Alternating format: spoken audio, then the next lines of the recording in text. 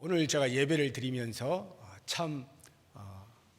이것을 공교롭다라고 말을 해야 할지 하나님의 섭리라고 말을 해야 할지 제 신앙으로는 당연히 하나님의 섭리라 이렇게 말을 하고 싶습니다만 우리 기독교 역사에서 하나님 앞에 사도신경과 주기도문은 빼놓을 수 없는 두 축의 어떤 고백이라 이렇게 할 수가 있는데 이것을 다 오늘 가락에 담아서 이렇게 부르게 된 것이 어찌된 영문인지 사실 주보를 보면 오늘 할렐루야 찬양대 제목이 주가 나를 승리케 하심 다음 주 곡목인데 오늘 나왔어요. 근데 오늘은 주의 기도를 불렀단 말이죠. 저는 하여튼 마음 깊은 곳에서 참 감사가 있습니다. 혹시라도 여러분들 가운데에서 이제 우리의 신앙을 고백할 때 이 사도신경을 하는데 내가 왜 고백할 기회를 안 주는 거야? 라고 혹시 생각하시는 분이 만에 하나라도 계신다고 하면 그 찬양 속에 같이 아멘으로 화답하면서 이미 고백되어져 하나님 앞에 올려진 것임을 잊지 마시고요. 얼마든지 그렇게 하나님께서 우리의 고백을 받을 수 있다 하는 것 기억하시고 만에 하나를 위해서 제가 다음 주 목회 칼럼에다가 그럴 수도 있는 것들에 대하여서 쓰도록 하겠습니다. 아무튼 감격스러운 예배 시간인데 제가 오늘 예배를 드리러 이렇게 나올 때 거울을 보면서 이제 옷 매무새를 이렇게 만지는데 오늘따라 말씀의 내용이 그렇기도 합니다만 나는 행복하다 이런 생각을 했습니다. 나는 행복한 목사로구나. 아침에 눈을 떠서 하나님 앞에 영광스러운 예배를 드릴 수 있다 하는 것 자체가 행복한 것일 뿐만 아니라 그것을 사랑하는 성도님들과 함께 예배한다는 것을 생각할 때 참 행복하다 하는 생각을 했습니다. 물론 만약 우리 여러분들이 저를 막 괴롭히는 분들이라고 한다면 제가 행복할 리 없겠죠. 인상 쓰고 오늘도 어떻게 하나 이러겠지만 그 하나님을 향한 순수한 믿음의 모습들을 제가 평소에 이렇게 대하면서 보고 싶은 얼굴들이라고 하는 생각이 들을 때에 제 마음속에 빨리 더 달려가고 싶은 거예요.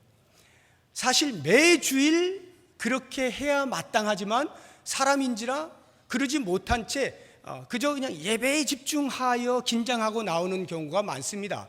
근데 오늘 이제 말씀이 저에게 그런 도전을 주기 때문에 특히나 더 생각을 해본 거예요. 사실 우리는 매번 예배를 드릴 때마다 옆에 계신 분들 늘 계시는 분들이죠. 늘 계셔요. 항상 계시기 때문에 소중한 줄 모를 수가 있습니다. 늘 있는 사람, 늘 예배드리러 나온 사람.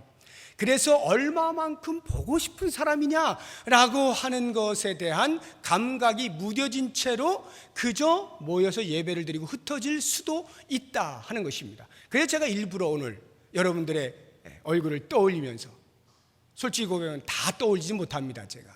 그러나 하여튼 그 순간에 막 떠올리면서 그 보고 싶은 얼굴에 대하여서 감격을 가지고 이렇게 나왔거든요. 우리 옆에 있는 분들하고 인사를 나누겠습니다. 보고 싶었습니다. 안 보고 싶으신 분들은 쑥스럽죠. 그걸 하려면 보고 싶었습니까? 네, 우리가 보고 싶은 심정으로 나와야 됩니다. 그랬을 때 우리 아버지께서도 야 이놈들이 말이야 하면서 그 사이좋은 모습을 보고 그 예배를 기쁨으로 받지 않으시겠습니까? 제가 우리 교회 부임하고 얼마 되지 않아서 어디서 했는지 모르겠습니다. 아무튼 한 번 말은 한 것 같아요. 제가 2002년도에 이제 공부를 마치고 귀국을 했는데 잠시 시간이 있어서 제가 이제 부모님 댁에 기거를 하는 동안에 이렇게 아침에 TV를 보았습니다. 아침마당이라고 하는 프로그램인데 지금도 하는지 모르겠어요. 이금희 씨가 진행하는 거였는데 그날 그러니까 매일 그 프로그램 내용이 달라요. 일주일 중에 하루는 사람을 찾는 것이었습니다. 이렇게 만나는 거예요. 그 프로그램 하는데 제가 그거 보고 거기 나와서 우는 사람보다 더 울었던 것 같아요. 정말 가슴이 막 저미도록 많이 울었거든요. 제가 이렇게 이제 타향살이 오래 하다가 고향에 돌아와서 귀국을 해서 이 감정이 좀 이렇게 순화가 돼서 그랬는가 모르겠습니다만 아무튼 그 프로그램 보면서 거기서 이제 몇십 년씩 헤어졌다가 만난 사람 얼굴도 모르는데 맞춰가지고 만난 사람은 별 사람이 다 있는데 얼마나 울겠어요. 제가 막 같이 막 목 놓아서 우는 그런 그 경험을 제가 해보았습니다. 그런데 오늘 말씀을 준비하다가 제가 그때 그 감격보다 더 진한 만남, 재회하는 장면을 보게 된 것입니다.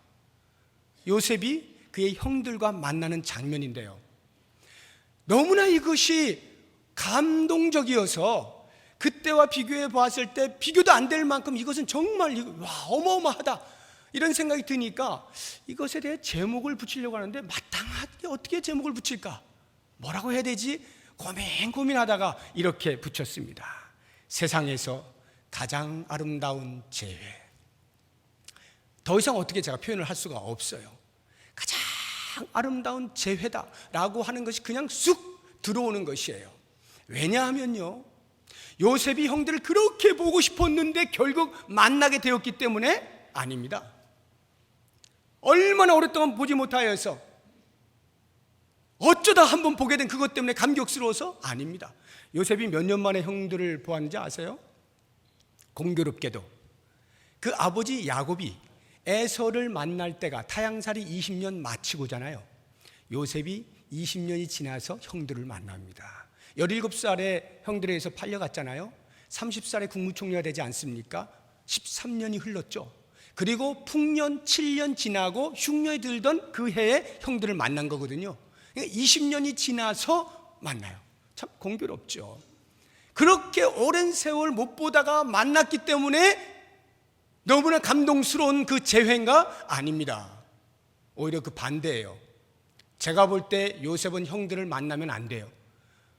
만약 만난다고 하면 그의 마음속에 갈고 있었던 그 시퍼런 복수의 칼을 들고 심장에 꽂아야 될 그런 만남입니다. 지금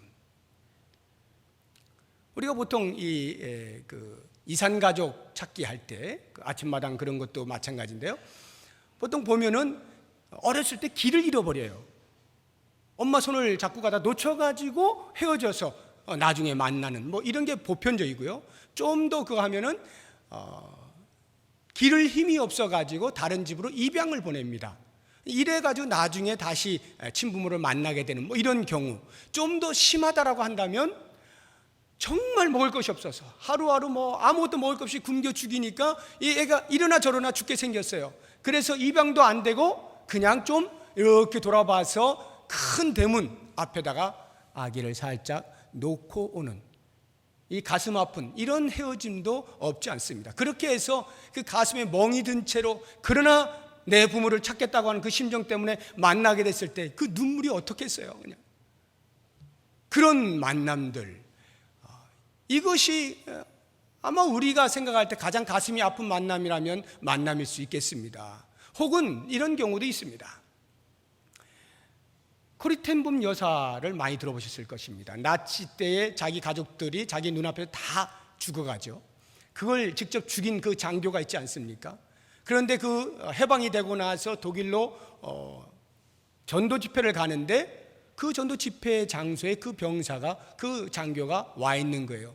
나가면서 악수를 해야 되는데 이 여사가 악수를 할 수가 없는 거예요. 내 가족을 다 죽여버린 원수, 그 원수를 지금 눈앞에서 보고 있는데 어떻게 이게 손이 나갑니까?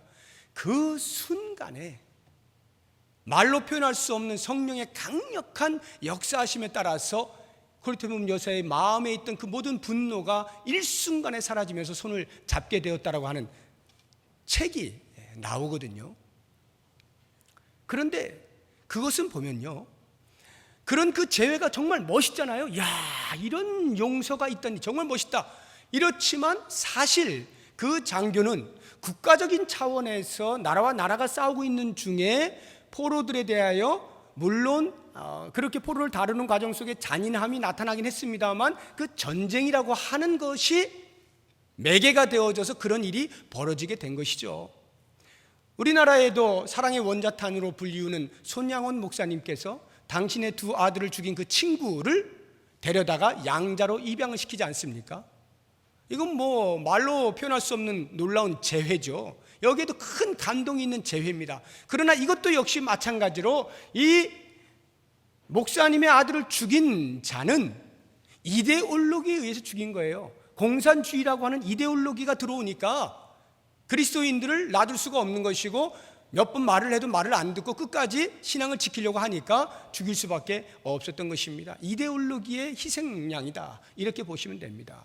그러니까 우리의 어떤 재회라고 하는 것은 아무리 극적인 것들을 우리가 만난다 할지라도 나름대로의 어떤 일말에, 그래서는 안 되지만 그래도 이해할 만한, 그래서 그렇구나 라고 하는 뭔가 핑곗거리, 변명거리가 한두 개씩은 있어요.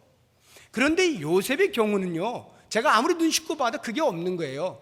다른 사람도 아니고 피부치입니다. 형제가 자기를 죽이려고 했던 거예요. 그러다가 손에다가 피 묻히는 거 더러우니까 그러지 말고 그냥 팔아 넘겨버리자. 요즘 말로 하면 인신매매를 당한 겁니다. 자기 형제들에 의해서. 형들이 자기를 팔아 넘긴 거예요. 왜요? 미워서. 그러니까 상황이 어쩔 수 없어서가 아니라 고의적으로 악의를 가지고 일부러 팔아 넘기고 고소해 이러고 있었던 형제들을 20년 후에 만났을 때 그 만남에서 무슨 아름다움을 발견할 수가 있겠어요? 거기에서 무슨 용서라고 하는 단어가 가능하겠습니까?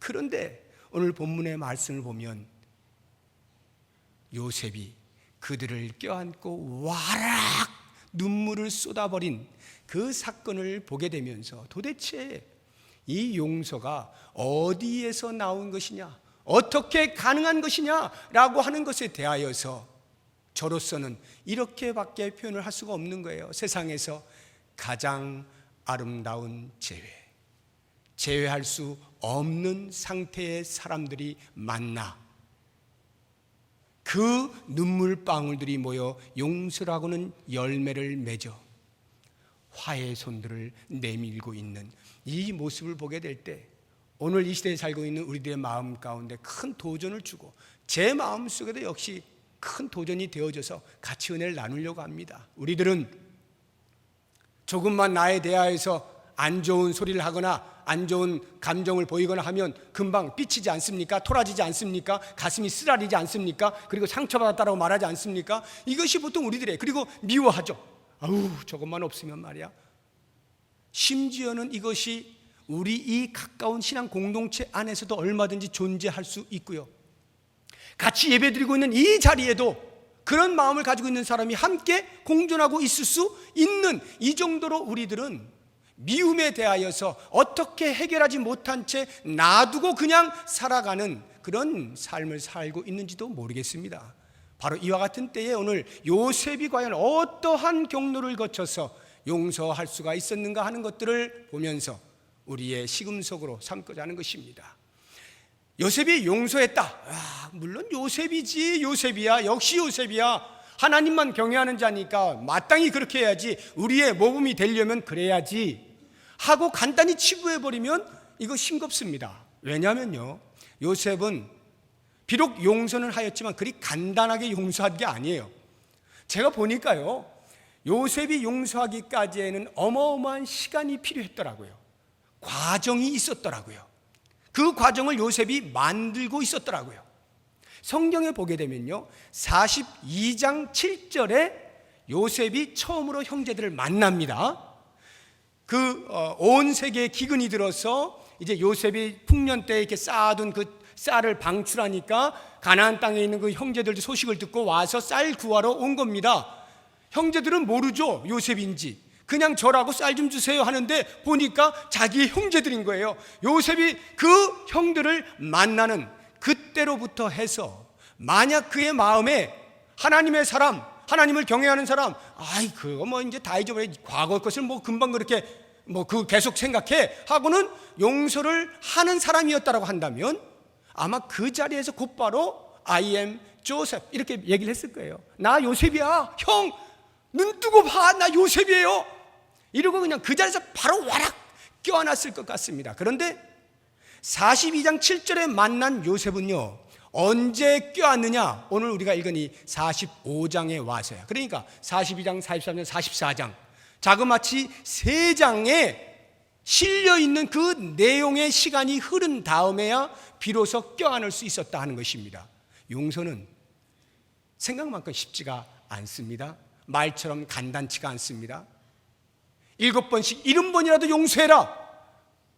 하나님 말씀은 있지만 그것을 실제로 내 삶 속에서 녹여내서 그렇게 시행하기까지에는 그리 만만치가 않아요. 우리 인생의 이 성정이 그렇다 이 말입니다. 요셉도 마찬가지예요. 그래서 그 오랜 시간이 흘렀는데 그동안 뭘 했느냐? 요셉이 형들을 시험을 합니다. 좋은 의미에서 형들이 과연 지금 어떤 상태에 있는지, 과거 20년 전에 자기를 팔아 넘길 만큼의 그 잔인함이 그대로 있는 것인지, 아니면 형제에 대한 사랑의 마음이 있는 것인지 그것을 확인하고 싶었습니다. 그래서 요셉이 한 첫 번째가 뭐냐면 정탐꾼으로 몰아버리는 거예요. 너희들 쌀 얻으러 온 게 아니라 우리나라에서 뭐 있나 없나 정보 캐내려고 정탐하러 온 거지? 하고 정탐꾼으로 몰아버립니다. 그러니까 얼마나 깜짝 놀래요. 아유, 우리는 쌀 얻으러 온 사람이에요. 우리는 가나안 땅에 사는데요, 한 사람의 아들들로서 원래 12명이었는데 한 명은 없어지고요, 한 명은 지금 아버지랑 같이 있고요, 우리 10명이 온 겁니다. 우리 진짜예요. 이렇게 이야기한 거예요. 그러니까 이 요셉이 듣고는 정말이야? 내가 볼 땐 정탐꾼 같은데? 너희들이 정말 정탐꾼이 아니라면 나에게 입증을 해라. 입증하는 방법은 한 가지다.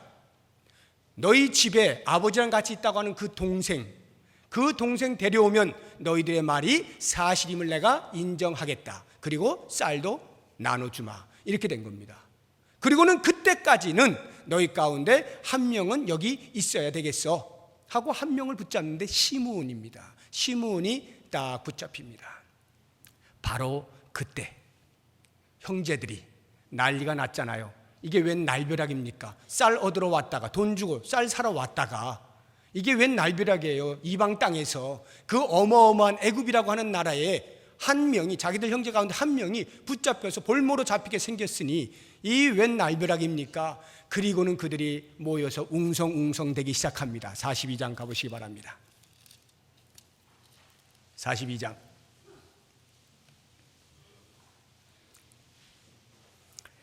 21절입니다. 42장 21절 같이 읽어봅니다. 그들이 서로 말하되 우리가 아우의 일로 말미암아 범죄하였도다. 그가 우리에게 애걸할 때에 그 마음의 괴로움을 보고도 듣지 아니하였으므로 이 괴로움이 우리에게 임하도다. 지금 요셉은 애굽말로 하고 있는 거예요. 통변을 세워가지고, 통역사를 세워가지고 애굽말로 말하고 있으니까 요셉인지는 생각지도 못하고 있는 것이고, 이 형제들이 자기들끼리 말을 하는 것입니다. 야, 그 20년 전에 그때 그 요셉 우리가 팔아가지고 바로 그 죗값을 지금 이렇게 치르는구나. 그때 요셉이 그렇게 애걸애걸하면서 살려달라고 했을 때 우리가 그 마음의 괴로움을 알면서도 모른 척하고 그냥 훌쩍 팔아 넘겨버렸더니 그 죗값을 지금 우리가 받는다고는 가슴을 치고 있는 것입니다. 요셉이 그걸 보는 거예요. 요셉의 마음이 어땠겠어요? 세상에 자기 이야기를 자기 앞에서 하고 있잖아요. 그러니 그 솟아오르는 감정을 억제할 수 없어서 그 자리를 피해가지고 골방에 들어가서 실컷 울고 나옵니다. 그 다음에 보면은 24절이 나오죠. 요셉이 그들을 떠나가서 울고 다시 돌아와서, 안 울 수가 없는 거죠. 북받쳐 오르는 겁니다. 이 형제들이 어떻게 해서 20년 전에 있었던 그 일을 기억할까? 바로 이 순간에 저는 이게 의아스러웠어요. 묵상을 해보면 이런 것 같아요. 아마 모르긴 몰라도 20년 동안 내내 이들은 그 요셉을 팔아 넘긴 일에 대하여 당시에는 잠깐 좋았을런지 모르겠습니다. 이제 눈에 가시 같은 것이 빠져버렸다. 이제 아버지가 편애하지 못하겠지. 처음엔 좀 좋았을런지 모르지만 그들의 행위 자체가 그들도 용납이 되지 않을 만큼의 잔인한 것이었잖아요. 형제를 팔아버렸으니까요. 그것이 마음에 늘 짐이 되어져 가지고 아마도 죄책감에 사로잡혀 살고 있지 않았을까 하는 생각이 들고요. 그 다음에 시므온을 붙잡는다라고 했을 때에 아마도 그것이 연상이 되었던 것 같습니다. 그 20년 전에도 우리 형제 중에 하나가 잡혀 있었었는데 우리에 의해서 우리가 팔아넘겼었지. 이번에는 한 명이 이제 애굽의 그 권력 아래 잡히게 됐네 하고 아마 순간적으로 이렇게 교차가 되지 않았을까. 그러면서 그 요셉에 관련되어졌던 자기들의 행위에 대하여서 뉘우치고 가슴을 치는 모습이 나타납니다. 요셉이 바로 그 모습을 보고 싶었거든요. 형들이 그것에 대한 마음의 일말의 양심을 가지고 있구나 하는 것을 확인할 수 있었습니다.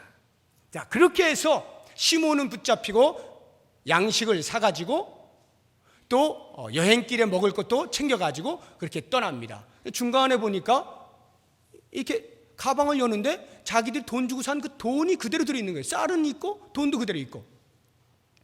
깜짝 놀랐습니다. 다시 돌아가서 돌려주자고 하니 도둑놈 취급받을 것 같고, 그래서 할 수 없이 집으로 와서 아버지한테 자초지종을 이야기합니다. 이렇게 보니까 돈이 들어와 있어요.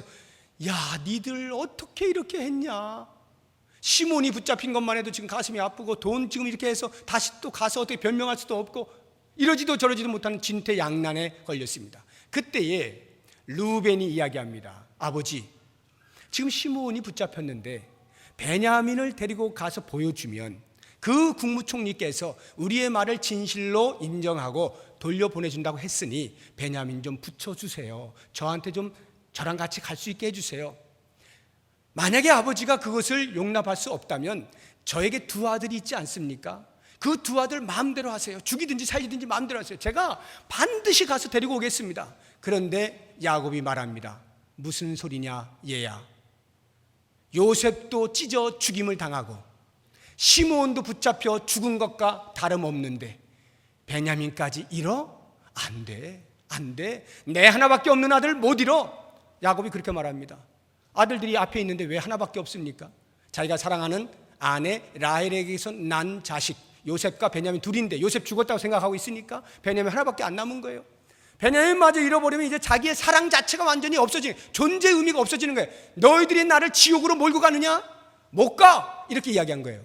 그래서 못 갑니다. 그동안에 가지고 온 쌀 다 먹고 보니까 또 떨어지잖아요. 어떻게 해요? 야곱이 그때 일을 잊었는지 얘들아 또 쌀 가지러 가야 되겠는데, 그때 자녀들이 말합니다. 아버지 못 갑니다. 우리 그냥은 못 가요. 그때 분명히 그분이 그렇게 이야기했거든요. 베냐민 안 데리고 오면요 우리는 가면 죽습니다. 유다가 이야기합니다. 아버지 저를 한번 믿고 베냐민을 보내주세요. 제가 반드시 가서 시몬까지 데리고 오겠습니다. 만약 베냐민에게 어떤 일이 생기면 제 목숨을 아버지께 드립니다. 제 목숨을 담보로 할 테니까 저를 믿으시고 베냐민을 보내주세요. 이렇게 이야기를 합니다. 자, 그때 이 야곱이 심경의 변화가 일어났어요. 먹을 것이 없으니까 그럴 수도 있었겠습니다만 아마 어떤 변화가 있었는지, 그래 알았다. 내가 베냐민을 잃으면 이르리로다. 이렇게 말을 하면서 베냐민을 보내줍니다. 자, 그렇게 해서 베냐민과 함께 가요. 요셉이 베냐민이 온다는 소식을 듣게 됩니다. 베냐민이 왔다고 자기 집 청지기에게 이야기를 해서 잔치를 벌이게 합니다. 그리고 모두 초대를 합니다. 초대하는데요 이 형들은 불안에 떨고 있습니다. 야, 이거 왜 우리를 국무총리 집에 초대를 하지? 이거 이러다가 이렇게 올무에 딱 잡아가지고 몽땅 다 노예로 삼으려고 하는 거 아닐까? 이런 생각에 두려움 가운데서 이제 할 수 없이 끌려가듯 그 만찬의 자리에 참석을 합니다. 정오가 되었습니다. 요셉이 나타났습니다. 요셉이 보니 정말로 형들과 함께 베냐민이 온 거예요. 난리가 났습니다. 그 마음의 감정을 억제하지 못하고 또 요셉이 밖으로 뛰쳐나가서 한동안 울다가 들어옵니다. 그리고는 음식을 같이 먹게 하는데요, 음식 자리에 형제들을 앉혀요. 하나씩 앉히는데요, 루벤 제일 큰 형부터 해서 그 다음 순서대로 하나의 어김없이 정확하게 순서대로 착착착착 앉힙니다. 형제들이 깜짝 놀라요. 이게 어떻게 된 거지? 외모로 보아서 그것을 다 구별할 수 있는 건 아닐 텐데 아무튼 이상하지만 요셉은 정확하게 쫙 앉히고는 제일 마지막에 베냐민을 앉히고 그 베냐민에게 다른 형제의 5배의 음식을 갖다 줍니다. 그만큼 보고 싶었고 사랑했던 사람이니까 이거 먹어라 이 얘기죠. 그때까지만 해도 형제들은 몰라요, 요셉의 정체에 대해서. 자, 이렇게 다 먹이고 나서 이제 배가 불러졌습니다. 우리를 해하려고 했던 게 아니구나 안심하고 있는데 요셉이 말합니다. 자, 이제 내가 여러분들이 진실을 알게 되었으니까 쌀을 드리겠습니다. 자, 이 쌀 가지고 돌아가시오 해가지고는 이제 쭉 돌려보냅니다. 그런데요, 요셉이 한 번 더 머리를 씁니다. 한 번 더 시험하는 거예요. 어떤 시험하느냐, 그 사람들 가운데 베냐민의 자루, 베냐민이 가지고 온 그 가방 안에다가 양식뿐만 아니라 그가 쓰는 은잔을 집어넣습니다. 그리고 돌려보내요. 얼마나 형제들이 신났겠어요. 베냐민도 살고 시므온도 데려가고 쫙 가니까 신났잖아요. 그런데 조금 갔는데 갑자기 막 쫓아오는 거예요. 그러더니 가방 열어봐 조사하는데요. 너희들이 우리의 주인의 은잔을 훔쳐갔지 하니까 이 형제들이 얼마나 황당합니까? 무슨 소리입니까? 우리를 도둑 취급하다니요. 우린 절대 그런 사람들이 아닙니다. 우리는 하나님을 경외하는 사람이에요. 만약에 열어서 어느 누구 하나가 그것이 들어있다면 그 사람은 죽을 것이고 나머지 사람은 전부 당신들의 노예가 될 것입니다. 이렇게 선언을 해버립니다. 그런데 막상 열어보니까 어때요? 집어넣은 걸 어떻게 해요? 어떻게 해요? 베냐민의 가방 속에 은잔이 나오는 거예요. 할 수 없이 다 끌려갑니다. 끌려가가지고는 하는 말이 우리가 당신의 노예가 되겠습니다. 이렇게 하니까 요셉이 말합니다. 다 필요 없어. 다 필요 없고 그 훔쳐간 놈 하나만 여기 남아서 노예가 되면 돼. 나머지는 다 돌아가. 이렇게 합니다. 바로 그때 유다가 이야기를 하는 거예요. 요셉 앞에서 이야기를 하는 것이 44장이 나옵니다. 한번 보십시오. 44장 18절부터 보시게 되면 마지막 34절까지 긴 내용 속에 유다의 변이 들어 있습니다. 어떻게 말을 하느냐 하면 국무총리님이요, 제가 어떻게 해서 이 베냐민을 데리고 왔느냐 하면 우리 아버지가 베냐민 없으면 죽는 사람인데 이렇게 당신에게 신용을 지키기 위해서 설득하고 설득해서 겨우겨우 데리고 왔습니다. 만약 베냐민 데리고 가지 못하면 우리 아버지 그 자리에서 죽습니다. 그러니 제발 원하건대 베냐민은 돌려보내주시고 나를 노예로 삼아 주십시오. 제발 부탁합니다. 이 이야기거든요. 요셉이 그 이야기를 듣는 순간 드디어 그의 마음속에는 이 형제들이 완전히 형제를 사랑하는 마음이 불같이 살아있구나 하는 것을 확증할 수 있게 된 것입니다. 그것이 보여지게 되었을 때 오늘 본문의 말씀, 드디어 형제들을 껴안는 거예요. 형들이요, 나 요셉이에요. 미안해요. 내가 속인 거 미안해요. 그건 제가 하는 말이고, 와라 껴안는 거예요. 그냥 내가 요셉입니다. 여러분, 이 유다의 모습을 보면요, 유다가 지금 자기 목숨 걸고 베냐민을 살리고 있지 않습니까? 이 유다가 어떤 사람이었느냐? 37장에 가보면은 그가 요셉을 구덩이에 이제 집어넣고 이 지나가는 상인에게 팔 때에 상인에게 팔자라고 제안했던 사람이 유다예요. 그 유다, 요셉의 눈으로 똑똑히 보았고 요셉의 귀로 똑똑히 들었던 그 형 유다가 지금 자기 동생인 베냐민을 살리겠다고, 아버지 살려보겠다고 자기의 목숨을 담보로 하여서 베냐민을 살려달라고 말하고 있는 이 모습을 보면서 요셉의 마음 가운데 말할 수 없는 감정의 갈등들이 일어나게 되면서 이게 그때 그 형 맞나? 유다의 모습 속에서 진정한 형제가 있는 것을 보면서 더 이상 시험할 이유가 없어진 거죠. 마음에 그것을 회복해버린 형제들에 대해서 이제는 내가 용서를 할 때가 되었다 라고 생각하고 마음을 열고 나 요셉입니다 하고 껴안게 된 것입니다. 저는 이것을 보게 될 때요, 이 형제들의 입장에서 보면요, 지금 요셉을 모르고 있는 상태 아닙니까? 그때까지만 해도 외국 땅에 와가지고 돈 주고 쌀 사는 이 과정에서 이게 상상할 수 없는 일들이 벌어지고 있지 않습니까? 붙잡히고 볼모로 잡히고 갔다가 또 한 1년 있다가 다시 또 와서 또 이런 일이 벌어지고 도저히 종잡을 수 없는 이런 일들이 막 일어나게 됐을 때에 그 고난들을 당하면서 그의 마음, 그 형제들의 마음 가운데는 과거에 자기들이 범죄하였던 그것을 회상하면서 회개하는 일이 벌어지게 된 것입니다. 그래서 저는 때때로 회개를 촉구하는 하나님의 징계, 고난은 우리에게 유익한 것이다. 우리로 하여금 하나님께 바로 가게 만들고 회개하게 만드니까 오히려 유익한 것이다 하는 것이고, 그러한 고난을 받게 될 때 빨리 정신을 차려서 하나님의 징계인 것을 깨닫고 돌아와서 회개하는 것이 최상책인 것입니다. 그렇게 형제들이 회개를 하게 되었을 때에 상봉에 세상에서 가장 아름다운 재회가 일어난 것 아니겠습니까? 그렇다고 하면 이 회개라고 하는 것은 과연 무엇이냐? 말로만 회개한다고 해서 회개가 아니라 내 생각의 변화, 내 행동의 변화, 상대방에 대하여 용서를 구하는 진실한 태도, 이것이 다 포함되는 것이 회개입니다. 그런데 이런 회개를 하지 않는, 입으로만 하는 회개는 용서를 이끌어내지 못하는 것을 보게 됩니다. 진정한 회개만이 용서를 이끌어내는 실마리가 됩니다. 저는 이것에 대해서 영화 밀양이라고 하는 것을 통해서 똑똑히 보았습니다. 2007년도에 개봉한 작이죠. 전도연이 주연을 한 것입니다. 제 기억으로 그때 제자훈련 제가 처음으로 우리 교회에서 실시하던 때인데, 여름방학을 맞이해서 숙제로 밀양 보고 오십시오 이렇게 숙제 내줬어요.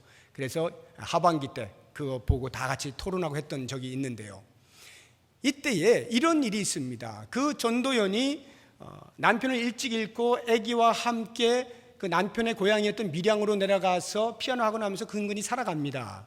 그런데 얕잡아 보이지 않기 위해서 돈이 많은 사람인 것처럼 가장해서 막 땅 보러 다니고 막 이럽니다. 거짓말로. 그것을 보고 있던 주변에 있는 어느 한 사람이 이 돈 많구나, 돈을 빼먹어야겠다 하고는 그 아기를 납치를 해, 유괴를 합니다. 그래서 돈을 요구하는데 이게 뭐 돈이 있어야지 뭐 어떻게 해보죠. 안 됩니다. 시간만 흘러가요. 그러다가 이 아이가 죽어요. 유괴범에 의해서 죽습니다. 결국 나중에 그 유괴범을 찾아요. 그 유괴범이 바로 자기 옆에 있던 사람이에요. 친한 사람이에요. 근데 그 사람이 이제 감옥에 들어갔어요. 그때로부터 이제 실성한 사람처럼 살다가 방황하는 중에 갑자기 교회가 생각이 나서 교회를 들어가게 되는데, 그 교회에서 이제 하루 이틀 생활하면 점점 신앙이 들어가고 그 신앙으로 인해서 치유함을 받습니다. 그리고는 이제는 내가 용서할 때가 되었다라고 생각을 하고 용서하기 위하여서 그 목사님에게 이야기도 합니다. 이제 제가 용서하려고 그래요. 제가 감옥에 가서 면회를 해야 되겠습니다. 목사님이 얼마나 신이 났겠어요. 그래요, 그렇게 하십시오 하고는 보내주었습니다. 면회를 하는데요, 이게 웬걸, 그 유괴범이 나오는데 해같이 빛나게 나오는 거예요. 환하게 나오는 거예요. 어찌된 영문인가 보았더니 그 사람 하는 말이 이렇습니다. 저는 이곳에서 신께서 저를 용서해 주신 것을 경험했습니다. 저는 신으로부터 용서를 이미 받았습니다 하면서 평안한 얼굴로 전도연을 만나는 거예요. 바로 그 순간 용서하러 갔던 전도연이 뒤집어져 버렸습니다. 그 다음 얘기는 다음에 하고, 저는 이 유괴범의 여러분은 어떻게 생각하십니까? 이게 회개일까요? 하나님 앞에 나는 용서를 받았습니다. 정말 회개했다면 자기가 죽을 죄를 지은 그 사람 앞에 무릎을 꿇거나 엎드리거나 저를 죽여주세요라고 하거나 염치가 없습니다. 이래야 되죠. 이게 정상 아닙니까? 정말 하나님께로부터 용서를 받았다면, 정말 양심의 가책을 받고 이것이 얼마나 철면피적인 일이었던가 하는 것을 깨달았다면 그 당사자에게 진정으로 사과를 하고 용서를 구하는 것이 마땅한 거죠. 그런데 그 말이 한마디도 없어요. 그냥 난 신께 용서를 받아서 평안한 삶을 살고 있다는 거예요. 이게 회개냐 이 말이에요. 이런 회개는 용서를 이끌어내지 못합니다. 전도연이 뒤집어진다니까요. 진정한 회개, 진정한 회개만이 용서의 실마리가 된다 하는 것을 기억하시기 바랍니다. 그래서 혹 내가 누군가에게 용서를 구해야 하는 사람이라고 한다면 과감하게, 솔직하게 사과를 하십시오. 용서를 구하십시오. 거기에서부터 화해는 일어나게 되고 아름다운 재해가 가능해지는 것입니다. 용서를 해야 하는 사람은 그와 같은 진실한 회개의 모습이 보일 때에 계속해서 끙끙거리고 그래도 나는 안 돼, 그래도 내 감정만큼은 지금 아직도 난 안 돼, 문 못 열어 이러면 안 되는 거죠. 그 진실한 회개 앞에 같이 마음을 열고 알아야 되는 겁니다. 그래야 아름다운 재회가 일어나게 된다 하는 것입니다. 자, 그렇다고 하면 이러한 진정한 회개, 형제들의 회개가 요셉으로 하여금 용서하게 만들었느냐? 일면 틀리지 않습니다만 그것이 다가 아니라는 걸 아셔야 됩니다. 제가 볼 때 그것으로 모든 용서가 다 되지 않습니다. 전도인을 보고 제가 알았어요. 그 자리에서 뛰쳐나가서 진짜 미친 사람 돼버리더라고요. 신앙이고 뭐고 다 때려치는 거예요. 다 때려쳐요. 그리고는 목사님이 신방 왔습니다. 아유, 성도님 왜 그러십니까? 용서로 가가지고 그거까지도 그냥 품으면 되지. 그때 전도인이 뭐라고 하는지 아세요? 명대사입니다. 내가 용서하지 않았는데 하나님이 어떻게 용서하나요? 여러분 어떻게 생각하세요? 내가 용서하지 않았는데 하나님이 어떻게 먼저 용서를 해요? 라고 말을 하고 있는 이 장면에서 저는 그게 신앙이라는 것이 아니라 인간에겐 이 정도밖에는 안 되는구나, 한계로구나. 인간의 성정에서 용서하겠다라고 할 때는 이것이 한계다. 적어도 상대방이 진실한 회개를 할 때, 그래서 내 감정이 그것으로 인하여 녹아질 때 그때나 겨우 용서할 수 있는 거지, 상대방이 뻔뻔스럽게 얼굴 들고 들이밀고 있는데 걷다 대놓고 내가 그래 다 잊어버려 못한다 이 말이에요. 이게 그 사람뿐만이 아니라 우리 모든 인간을 대변해주고 있다라고 저는 보여지는 것입니다. 요셉이 별 볼 일 있겠습니까? 제가 볼 땐 요셉은 그 사람보다 더하면 더했죠. 요셉도 똑같은 인간이에요. 용서할 수 없어요. 그러면 과연 어떻게 20년 만에 만난 그 형제들, 비록 회개는 했다고 할지라도 어떻게 완벽한 용서가 가능했느냐, 그 다음 이야기가 중요한 것입니다. 하나님의 섭리를 깨달았기 때문이다 이거예요. 요셉은 하나님의 섭리를 보았습니다. 언제요? 요셉이 형제들을 처음 만났던 42장 7절에서 생각지도 못했습니다. 형제들이 온 거예요. 보니까 그 형제들이네요. 그 순간 요셉은 지금까지 자기의 모든 삶이 파노라마로 지나갑니다. 꿈꾸었던 것부터 생각합니다. 이야, 그 꿈이 이거구나. 형제들이 와서 절하잖아요. 쌀 주세요. 그냥 꿰어 맞춰지는 거예요. 애굽으로 팔려갔을 때 이야, 이게 이 일을 위해서였구나. 감옥에 gat혔을 때 그때는 몰랐죠. 이야, 이것이 그 술 맡은 관원장 꿈 해석해 주려고 나를 감옥에 넣으신 것이었구나. 그 꿈 해석해 줬는데도 그 사람이 모른 척하고 2년을 그냥 지나갔는데 알고 보니까 2년 후에 바로의 꿈을 해석하게 하시려고 그렇게 하나님이 모른 척 하셨던 것이구나. 바로의 꿈을 해석해 주었더니 이게 바로 나를 국무총리로 세우려고 했던 것이구나. 나를 국무총리로 세우신 것이 이렇게 우리 백성들을 살리려고, 생명을 보존케 하려고 했던 것이로구나. 이것이 한순간에 쫙 깨진 거예요. 마치 퍼즐이 팍 퍼져 있는데 그것이 쫙쫙쫙쫙 해서 마지막 하나 팍 맞춰지면서 완성된 그림을 보는 것처럼 요셉은 그 하나님의 자기의 삶 속에서 진행해 오셨던 모든 섭리들을 한순간에 보게 되면서 여기에서 그는 형제들에 대하여 마음을 놓을 수가 있게 된 거예요. 그 모든 분노, 그 모든 복수, 이런 것들을 다 내려놓을 수가 있게 된 것이죠. 그렇기 때문에 저는 이 하나님의 섭리를 안다라고 하는 것, 하나님의 섭리를 믿는다라고 하는 것, 하나님의 섭리를 바라본다라고 하는 것, 이것은 우리에게 더 이상 내가 용서를 할 것이냐 말 것이냐를 결정짓게 하지 않는다는 것을 알게 되었습니다. 하나님의 섭리를 깨닫는 순간은 더 이상 형제들이 내 용서의 대상이 못 되는 것입니다. 그러므로 요셉은 말합니다. 형님들, 제가 용서해 드릴게요. 이런 말 안 나와요. 형님들, 근심하지 마세요. 한탄하지 마세요. 제가 형님들을 해야 할 것이라고 생각하지 마세요. 형님들이 저를 이곳에 보낸 게 아니라 하나님께서 저를 먼저 보내신 것이고 우리 가족을 다 살리려고, 이 땅의 기근을 살리게 하려고 저를 보내신 것임을 제가 알게 됐어요. 제가 형님을 용서하고 말고 할 것이 아님을 제가 압니다. 이 고백이 오늘 우리가 읽은 45장 4절에서 8절에 나오는 말씀들인 거예요. 바로 이거, 하나님의 섭리를 깨닫는 것, 내 인생 가운데 간섭하시는 분이 계시다라고 하는 것, 지금은 비록 내가 다 깨닫지 못한다 할지라도 그럴 수 있다라고 하는 하나님에 대한 신뢰, 이것이 용서를 가능케 만들어줘요. 완벽한 용서를 가능케 만들어줍니다. 실제로요, 어느 정도로 완벽한 용서를 했는가 요셉이, 50장에 가보면 야곱이 죽습니다. 형들이 난리가 났습니다. 야, 아버지 죽었다. 이제 저 요셉이 그동안 칼 갈고 있었던 거 숨겨두고 있었는데 아버지 죽고 나니 이제 우리들은 다 죽은 거야. 죽은 목숨이야. 빨리 가서 할 말 하자 하고는 달려가가지고 요셉에게 말을 합니다. 요셉아, 요셉아, 아버지가 죽기 전에 우리한테 이런 말을 했단다. 요셉은 결코 우리 형제들에게 복수를 해서는 안 된다. 지난 감정은 다 잊어버리고 사이좋게 지내라. 이렇게 유언을 남겼다 라고 요셉에게 말하고 있는 거예요. 그 말을 들은 요셉이 어떻게 했을까요? 하염없이 또 눈물을 흘리는 거예요. 엉엉 우는 겁니다. 50장 가서 집에 가서 읽어보세요. 엉엉 우는 거예요. 왜 울었을까요? 내 마음에는 이미 더 이상 용서 이러한 개념이 없어진 지 오랜데 형들은 아직도 그것으로 끙끙거리고 있구나. 내가 무엇을 잘못했는가? 이런 생각이 울었을는지 모르겠습니다. 그리고는 그들을 위로하기 시작하는데요. 어떻게 하느냐?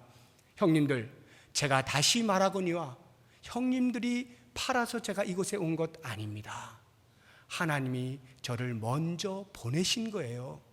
그러니까 조금 더 염려하지 마세요. 정말 제 말을 못 믿겠어요? 그러면 제가 형님들의 자녀들 책임지겠습니다. 형님들의 자녀들 장성할 때까지 다 보호하고 먹여주고 살려주겠습니다. 이렇게 말을 하면서 그들의 두려운 마음을 위로하고 있는 모습을 보게 됩니다. 요셉은 요셉의 의로서 하는 것이 아니에요. 하나님의 섭리가 깨달아지게 되니까 더 이상 자기 손에 의하여서 좌지우지 되는 것이 아닌 것을 안 것입니다. 그래서 그 형들에게 그렇게 위로할 수밖에 없는 거예요. 완벽한 용서가 가능하게 된 겁니다.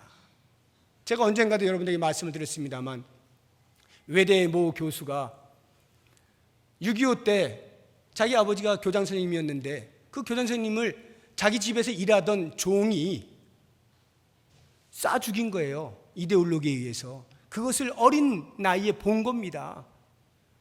장성했습니다. 당신은 교수가 됐어요. 그 사람은 나이가 더 들었으니까 이제는 뭐 더 이상 기력이 잘 안 되는, 그런데 같은 동네에 살고 있어요. 그분이 제가 공부하는 곳으로 안식년차 왔을 때 같이 대화를 나눈 중에 그곳에 있는 목사님들과 같이 얘기하는 중에 그게 용서가 안 돼서 세례를 못 받고 있다 이렇게 고백하는 거예요. 신앙생활을 오래 했는데 세례를 못 받겠는 거예요. 분명히 원수를 사랑하라고 했는데 안 되는 걸 어떻게, 그게 안 되는데 세례를 못 받는 겁니다. 양심을 지킨 거지만 세례도 못 받고 있는 거예요. 그러다가 그곳에서 계속 목사님들하고 교제하는 가운데서 드디어 성령의 역사심을 따라 마음에 있는 모든 게 다 녹아졌습니다. 그 사람은 아직 만나지 않은 상태인데 마음에서부터 그것을 놓게 되어진 거예요. 그리고는 그곳에서 세례를 받았거든요. 용서는 내 힘으로 되지가 않아요. 내가 할 수 있는 건 한계가 있어요. 상대방이 어떻게 나오느냐에 따라서 내 태도가 바뀔 수밖에 없어요. 그게 우리가 할 수 있는 용서의 한계입니다. 그런데 하나님의 섭리를 깨닫게 되는 순간에는 더 이상 내 손에서 움직여지는 것이 아님을 알게 되기 때문에 완전히 놓을 수가 있게 되는 거예요. 자, 이제 제가 결론의 말씀으로, 그렇다고 하면 제가 묵상하는 중에 이런 생각을 해봤습니다. 요셉은 퍼즐을 맞춘 겁니다. 완전히 퍼즐이 딱 남은 하나가 탁 껴지면서 그림이 쫙 보이니까 해서 하나님의 섭리를 깨닫고 용서가 가능했지만, 만약 중간이었다면 어떻게 됐을까? 제가 그 생각을 해본 거예요. 만약 보디발의 그 감옥에 갇혀있는 상태에서 형들을 만났다, 용서를 할 수 있었을까? 궁금한 거예요, 제가. 여러분은 어떻게 생각하십니까? 뭐 요셉이니까 당연히 했지 이렇게 생각하실런지 모르겠지만 저는 아닐 것 같아요. 쉽지 않았을 것 같아요. 퍼즐이 다 안 보이잖아요. 지금 완벽한 그림이 안 보이니까 이거 어떻게 해야 되나? 아마 지금보다도 훨씬 많은 고민을 하지 않았을까 싶습니다. 그런데 너무나도 감사한 것은 오늘을 사는 우리들은 만약에 우리의 인생 가운데에서 요셉과 같은 이러한 상황이 전개된다고 했을 때에, 그래서 내 인생 가운데 마지막 퍼즐로서 완벽한 그림이 보여지는 일이 없다 할지라도 이미 요셉을 통하여 우리는 하나님의 섭리가 있는 것을 보게 되지 않습니까? 하나님의 섭리가 잠시도 틀림이 없고 정확하게 그 시와 때를 따라서 진행되고 있는 것을 보지 않습니까? 우리에게 내 인생의 그 섭리가 완벽하게 맞춰지는 그 시간의 타임은 아니라 할지라도 비록 중간에서나마 우리들은 그 섭리가 이루어진다라고 하는 믿음, 그 믿음의 눈으로 하나님의 섭리를 받아들이게 되면 지금 비록 다 이해가 되어지지 아니하는 정황 속에서도 우리는 용서가 가능하지 않겠느냐 하는 조심스러운 생각을 해보는 것입니다. 그런 면에서 사랑하는 여러분, 여러분의 가정 속에 혹시 아니면 우리 신앙 공동체 안에 개인적으로 아니면 단체적으로 어떤 마음에 삭힐 수 없는 것들이 있다라고 한다면 오늘 요셉의 모습을 보시면서 진정한 회개가 일어나 용서가 가능한 것이면 더욱 좋겠지만 만에 하나 그렇지 아니하다 할지라도 하나님의 우리의 인생 가운데 다 이해되어지지 아니하는 섭리에 대한 신뢰를 가지고 있다라고 한다면 그 하나님을 신뢰하시고 내려놓으라 할 때 내려놓을 수 있는 그러한 믿음의 사람들이 될 수 있기를 주의 이름으로 축복합니다. 기도하겠습니다. 하나님 아버지, 도무지 우리 힘으로는 안 됩니다. 아무리 용서하고 싶고 아무리 사랑하고 싶고 아무리 이해하고 싶고 아무리 용납하고 싶고 받아들이고 싶어도 제 감정이 허락하지 않습니다. 이러한 일들이 우리의 주변에 얼마나 비일비재하게 일어나는지 모릅니다. 주님, 주의 섭리를 다 이해하지 못한 탓에 주의 하시는 일을 다 믿지 못하는 탓에 우리의 눈으로 확인하려고만 하는 이 어리석음을 용서하시고 이제는 요셉의 일생을 보면서 한치의 착오 없이 진행해 가시는 하나님의 거대한 섭리를 바라보며 나에게도 동일하게 임할 그 섭리를 신실하게 믿고 우리에게 있어지게 될지도 모를 이러한 상황들에 대하여 믿음으로 잘 대처할 수 있는 은혜를 허락하여 주시옵소서. 예수님의 이름으로 기도드립니다. 아멘.